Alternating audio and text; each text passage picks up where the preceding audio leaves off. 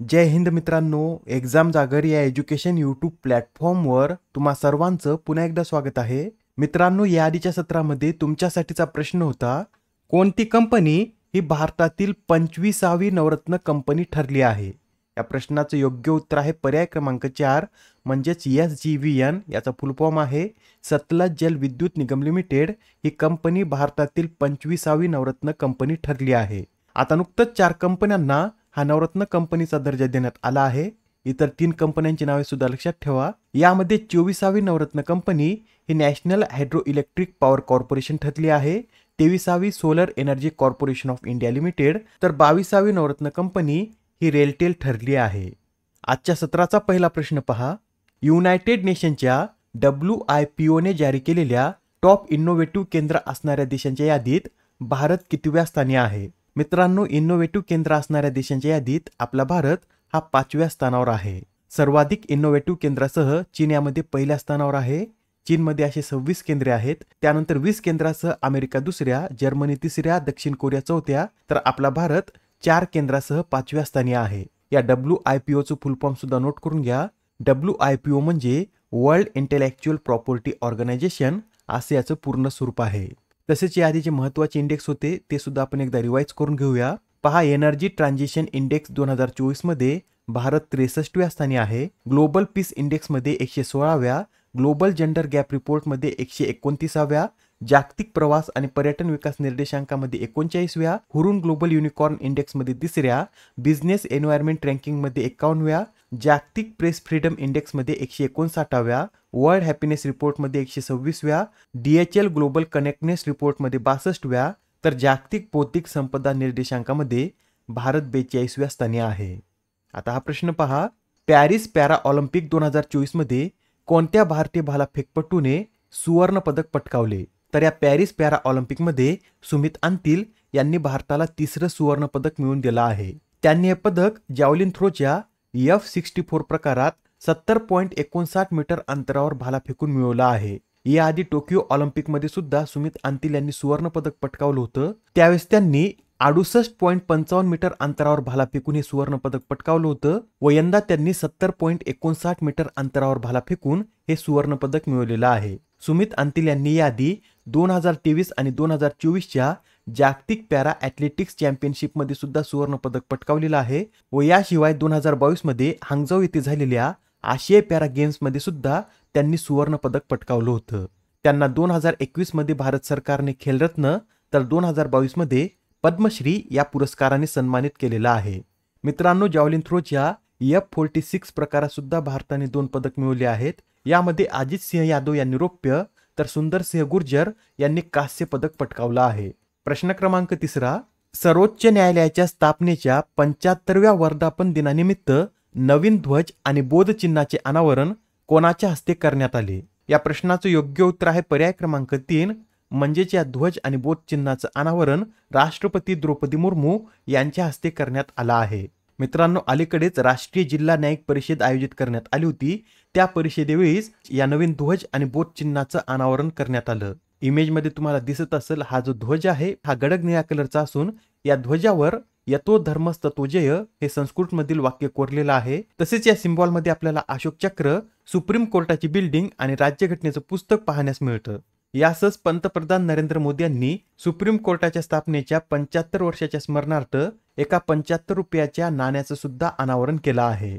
मित्रांनो, सुप्रीम कोर्टाच्या स्थापनेला पुढच्या वर्षी 75 वर्षे पूर्ण होतील. आता कमेंट मध्ये तुम्हाला हे सांगायचं आहे की सुप्रीम कोर्टाची स्थापना कधी करण्यात आली होती. ठीक आहे, तर आता प्रश्न क्रमांक 4 पहा. 27व्या राष्ट्रीय ई गव्हर्नन्स परिषदेचं आयोजन कोणत्या शहरात करण्यात येत आहे? तर आता ही जी 27वी national conference on e governance आहे याचं आयोजन मुंबईमध्ये करण्यात येत आहे.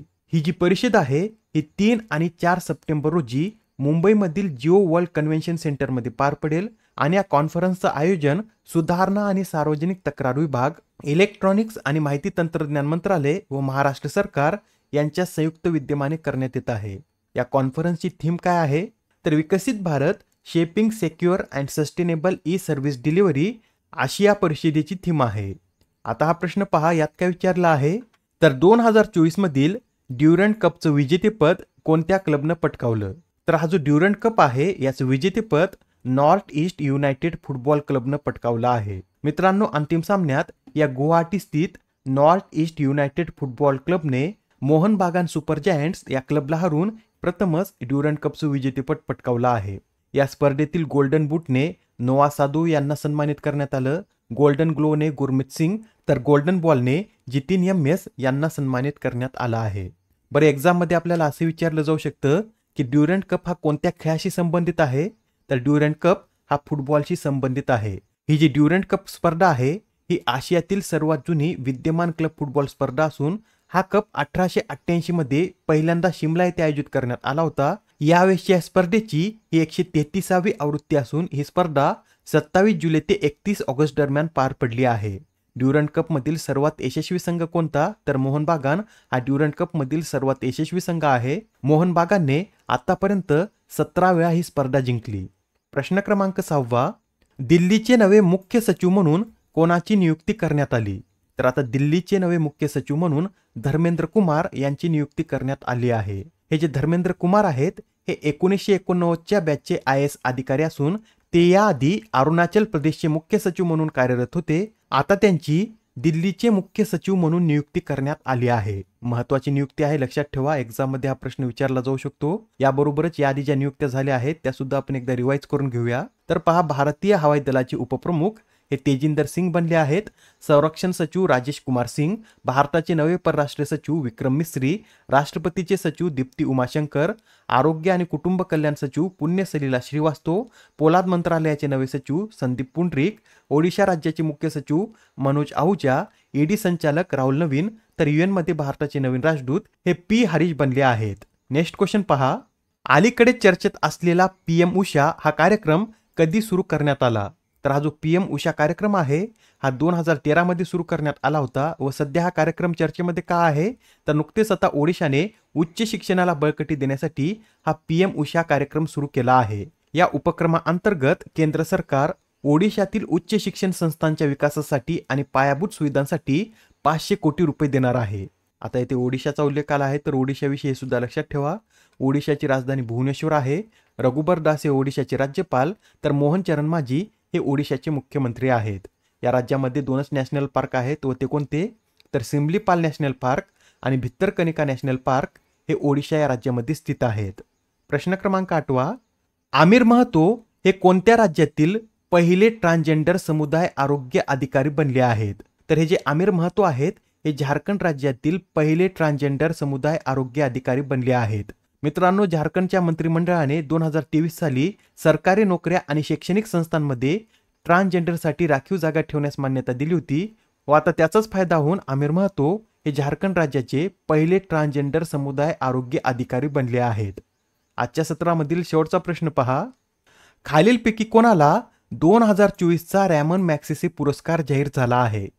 तर हा जो 2024चा रॅमन मॅग्सेसे पुरस्कार आहे हा कर्मा फुंजतो, गुवेन्थी नगोक फुओंग, फरहान फरविजा या तीनही व्यक्तींना जाहीर झाला आहे. म्हणजेच या प्रश्नाचं योग्य उत्तर काय असेल? तर पर्याय क्रमांक 4 हे या प्रश्नाचं योग्य उत्तर आहे. यावेळेस हा पुरस्कार 4 व्यक्तींना जाहीर झाला असून कालच्या सत्रामध्ये आपण पाहिलं होतं की जपानच्या मियाझाकी हायाओ यांना सुद्धा हा पुरस्कार जाहीर झालेला आहे. हे जे कर्मा फुंजतो आहेत हे भूतानचे नागरिक असून त्यांनी 1999 मध्ये लोडेन फाउंडेशनची स्थापना केली होती. गुवेन्थी नकोक फुओंग हे व्हिएतनामचे असून व्हिएतनाम युद्धादरम्यान त्यांनी डॉक्टर म्हणून कार्य केलं होतं व या ज्या फरहान फरविजा आहेत या इंडोनेशियाच्या नागरिक आहेत. यासहच हा पुरस्कार थायलंडच्या रुरल डॉक्टर्स मुवमेंटला सुद्धा देण्यात आला आहे. मित्रांनो, या पुरस्काराविषयी याआधी सुद्धा आपण माहिती पाहिली होती. पुन्हा एकदा रिवाइज करून घेऊया. या पुरस्काराची स्थापना 1957 मध्ये करण्यात आली होती व फिलिपिन्सचे अध्यक्ष रॅमन डेल फिएरो मॅग्सेसे यांच्या नावावरून या पुरस्काराला रॅमन मॅग्सेसे असं नाव देण्यात आलेलं आहे व हा पुरस्कार आशियातील नोबेल पुरस्कार म्हणून देखील ओळखला जातो. पहिला पुरस्कार 1958 मध्ये देण्यात आला होता व या पुरस्कारामध्ये रोख पारितोषिक म्हणून $50,000 देण्यात येतात. आजच्या सत्रामधील तुमच्यासाठीचा प्रश्न पहा, UP शिक्षण सेवा निवड आयोगाच्या पहिल्या महिला अध्यक्षा म्हणून कोणाची नियुक्ती करण्यात आली? आता या प्रश्नाचं उत्तर कमेंटमध्ये देण्याचा प्रयत्न करा. उत्तर चुकलं तरी काय हरकत नाही, कारण ज्यावेळेस तुम्हाला या प्रश्नाचं योग्य उत्तर माहित होतं त्यावेळेस हा प्रश्न तुमच्या दीर्घकाळापर्यंत लक्षात राहतो. तर आता पुढच्या सत्रामध्ये पुन्हा भेटूया. धन्यवाद.